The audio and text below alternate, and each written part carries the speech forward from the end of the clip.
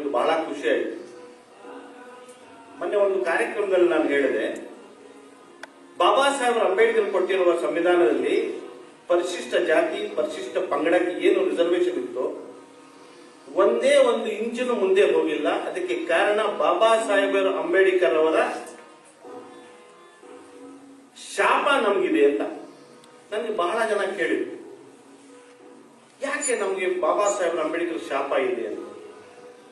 ದೇಶಕ್ಕೆ ಸಂವಿಧಾನ ಕೊಟ್ಟಾಗ ಬಾಬಾ ಸಾಹೇಬ್ ಅಂಬೇಡ್ಕರ್ ಒಂದು ಮಾತು ಹೇಳ್ತಾರೆ, ನನ್ನ ಸಂವಿಧಾನ ಓದಿ ಪರಿಶಿಷ್ಟ ಜಾತಿ ಪರಿಶಿಷ್ಟ ಪಂಗಡ ಮೀಸಲಾತಿನಲ್ಲಿ ನಾಳೆ ದಿನ ನೀವು ಡಾಕ್ಟರು, ಇಂಜಿನಿಯರು, ಮೇಧಾವಿಯಾಗಿ ಇಲ್ಲ MLA ಆಗಿ MP ಆಗಿ ಏನಾದ್ರಾಗಿ ನೀನು ಹಂಗೆ ಇರ್ಕೊಡುದು, ಒಂದು 4 ಜನರಿಗೆ ಕರ್ಕೊಂಡು ಬಂದ್ಬಿಟ್ಟು ವಿದ್ಯಾದಾನ ಮಾಡಬೇಕು, ಬುದ್ಧಿಯನ್ನು ಕೊಡಬೇಕು ಅಂತ.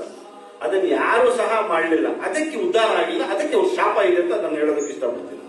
ಹಾಗೆ ಏನು ಈ ಕಾರ್ಯಕ್ರಮ ನೀವು ಮಾಡ್ತಾ ಇದ್ದೀರಿ, ವಿದ್ಯೆ ಅನ್ನೋದು ವಿದ್ಯೆ ಬುದ್ಧಿ ಜ್ಞಾನ ಮಾನ ಅಂತಾರೆ.